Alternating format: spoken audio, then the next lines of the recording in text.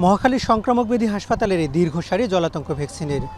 দেশের বিভিন্ন প্রান্তে সরকারি হাসপাতালে ভ্যাকসিন সরবরাহ বন্ধ থাকায় ভিড় বাড়ছে এখানে।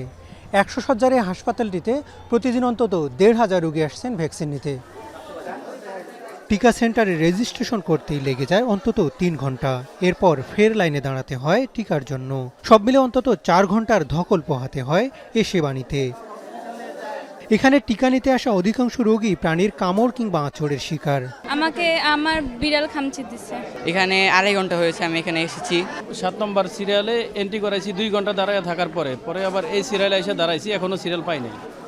দেশের অধিকাংশ জেলার সরকারি হাসপাতালে মিলছে না জলাতঙ্কের টিকা, তাই বাধ্য হয়ে অনেকেই আসছেন ঢাকার সংক্রামক ব্যাধি হাসপাতালে। এই রোগীদের অধিকাংশই বেওয়ারিশ কুকুরের আক্রমণের শিকার।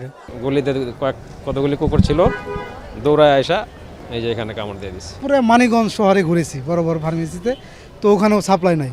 পরে অবশেষে তো প্রবলেম, পরে চিন্তা ভাবনা করলাম যে এখন আমি হয়তো মহাখালী নিয়ে যেতে পারি। হ্যাঁ, আমি ঢাকা মেডিকেল গেছিলাম, ওইখান থেকে 2টা দেওয়ার পর আবার এখানে পাঠাইছে, বলছে 7-11 এখানে দিতে হবে। পটুয়াখালী সদর হাসপাতালে আমি 1 ডোজ দিয়েছি, দেওয়ার পর ওখান থেকে আমি আসছি। কোনো প্রাণীর কামড়ে ক্ষত গভীর হলে বা রক্ত বের হলে দরকার ইমিউনোগ্লোবুলিন ভ্যাকসিন, কিন্তু গেল 6 মাস ধরে বন্ধ এ ওষুধের সরকারি সাপ্লাই। রক্ত বের না হলে র্যাবিস ভ্যাকসিনই যথেষ্ট। তবে ঢাকার সংক্রামক ব্যাধি হাসপাতালে র্যাবিস ভ্যাকসিনের মজুদ আছে আর মাত্র 1 সপ্তাহের। আমাদের এখানে সাপ্লাই আছে, আমাদের ভ্যাকসিনটা আছে, কিন্তু আমাদের ইমিউনোগ্লোবুলিনটা গত 6 মাস যাবত আমরা সাপ্লাইটা পাচ্ছি না। এই জন্য আমরা জানিয়েছি এবং ওনারা ব্যবস্থা নিচ্ছেন। এত পেশেন্ট আমাদের যে জনবল আছে সেটা দিয়ে আমাদের একটু হিমশিম খাচ্ছি। এখন পর্যন্ত 2টি ওষুধ কোম্পানি দেশের সরকারি ও বেসরকারি পর্যায়ে এ ভ্যাকসিনের উৎপাদন করছে। তবে কাঁচামাল আমদানি সহ নানা সংকটের দাবি তাদের।